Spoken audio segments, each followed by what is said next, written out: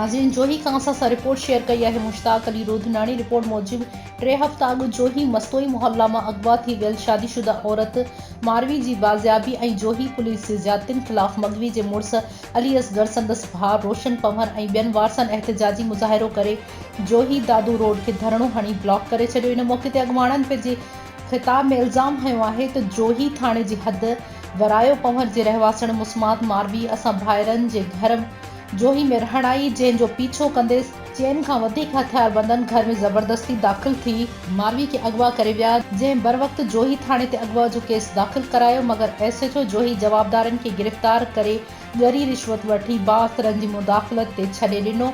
हाणे जवाबदार केस तां हथ खणाइण लाइ धमकाए रहिया आहिनि। हिननि ख़दशो ज़ाहिर कयो त जवाबदारनि अगवा बाद असांजी न्याणी खे क़त्ल करे छॾियो आहे। हिननि वधीक इल्ज़ाम हणंदे चयो त जवाबदार जोही पुलिस सां ॿुट बड़जी धमकाए रहिया आहिनि त न्याणी जी बाज़ियाबी ऐं असां ख़िलाफ़ एहतजाज कंदो त अव्हां ख़िलाफ़ कूड़ केस दाख़िल कया वेंदा। आख़िर में हिननि सिंध हाई कोर्ट के chief justice IG Sindh SSP Dadu और ॿियनि इख्तियारनि खां पुरज़ोर मुतालबो कयो आहे त मगवी मारवी पंवर के बाज़ियाब कराए मुलविस जवाबदारन के गिरफ्तार कराए इंसाफ़ फराहम कयो वञे, न त ॿी सूरत में दादू SSP ऑफिस अॻियां जोही खां एहतजाजी लॉन्ग मार्च करे धरणो हणी मरण घड़ीअ ताईं बुख हड़ताल कंदासीं। अदा नालो छा है? अली असगर। छा मसलो? साईं असांजी घरवारी अगवा थिए असां FIR कयो थाणे ते कट रहिया माण्हू जवाबदार ॿधी छॾे ॾिनी।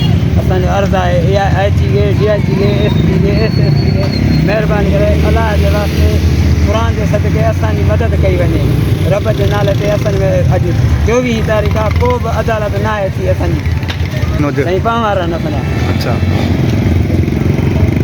अदा छा मसलो? साईं असांजी भेण अली असगर जी घरवारी खे अगवा करे विया आहिनि। केरु करे विया आहिनि?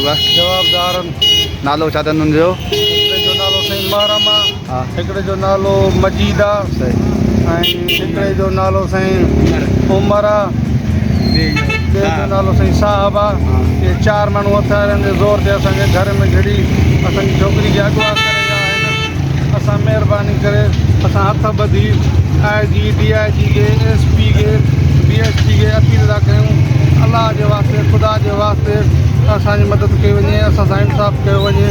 अलाह जे वास्ते असां सां इंसाफ़ कॾहिं खणी विया? घणा ॾींहं थी विया? हिनखे 24 ॾींहं गुज़री विया आहिनि। हा। असां 2 माण्हू हुननि जा बदिराया आहिनि। उहे 2 माण्हू उहे उन्हनि ते FIR कटियल आहे। FIR कटण जे बावजूदि बि हुनखे SHO छॾे थो ॾिए। अलाह जे वास्ते असांजी मदद कई वञे। असां ग़रीब आहियूं, असां अपील था कयूं असांजी मदद कई वञे। अलाह जे वास्ते SHO कहिड़ो? SHO जोही जो पठाण आहे। अच्छा पठाण हू छॾे थो ॾिए माण्हुनि खे। FIR कटण जे बावजूदि बि उन्हनि खे छॾे थो ॾिए। असां उन्हनि जी चढ़ाई करे गिरफ़्तार करे आया आहियूं, वरी ॿिए ॾींहं ते छॾे थो ॾिए। असां IG DIG खे SP खे DSP खे अपील था कयूं ख़ुदा राति जी मदद कई वञे।